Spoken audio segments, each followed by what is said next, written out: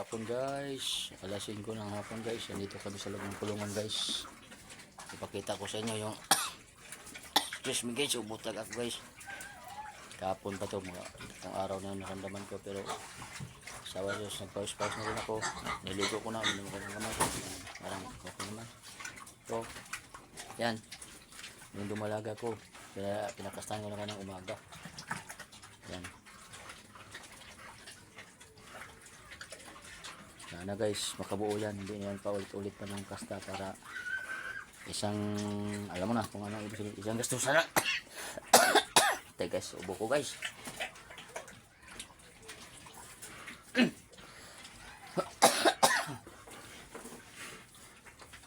Oh, ito naman si Kabang guys. Yan. Mga anak na ito guys, sa Lunes, Martes, Miyerkules. Basta sa Lunes to, 11 days na to. Oh, 11 to, oh 11 nga. Harin 11 days na. Sana bang anak na siya sa Lunes para yan na kami mag ano dito. Dito lang kami tutulog ni Lulay. Dalawa lang kami tutulog. Ang tulugan namin dito, duyan lang na talaga. Kita mo naman yung kulungan. Kami mga bubot kasi nandiyan yung mga kahoy. Kaya hindi na pwede na buksan natin yung pagilid-giliran dyan kasi andyan naman yung mga kapitbahay. Kahit na walang amoy, iwas lang rin tayo para hindi tayo masita. Ganun lang. Ayan o. Pag nung bumaha ito dito, ngayon gumawa na kami ng patungan ng aming mga biik. Kung sakasakali man, umulan pa kasi sabi nga marami pang bagyong darating. Sana wag naman. Kaya guys, kung saan man makarating ang video ito, mag-iwan na kayo ng bukas. Mag-like, mag-share sa ating YouTube channel, Carlos Saray Pigal Vlog. Alam ko kung wala kayo, wala rin ako. Kaya tayong mga content creator dyan, malaki man o maliit, magtulungan tayo para sabay-sabay tayo umangat guys. So, yan. Kunti lang pinapakain ko ito guys. Bumili ako ng kanina ng isang sakong dami biik na pagkain. Tapos ito naman isang sakong dami gatas para kay Kabang. Tapos ito naman isa, 2 buwan na mahigit ito.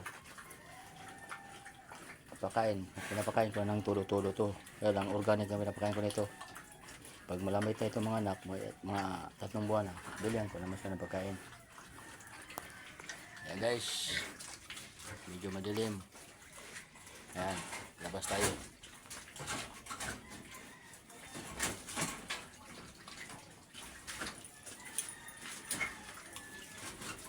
Magkain ka naman dyan Lulay, madilim si Lulay, nakaupo lang oh.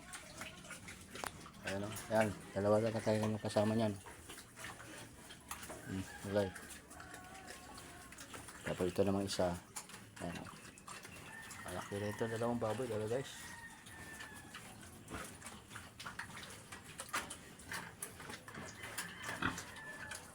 Mag-ilaw tayo para maganda. Ayan, no? Ayan guys. Ayan si Lulay, nakatalikod. Pero pag nakawain ako ng probinsya guys, gawa ako ng medyo maganda-gandang kulungan dito.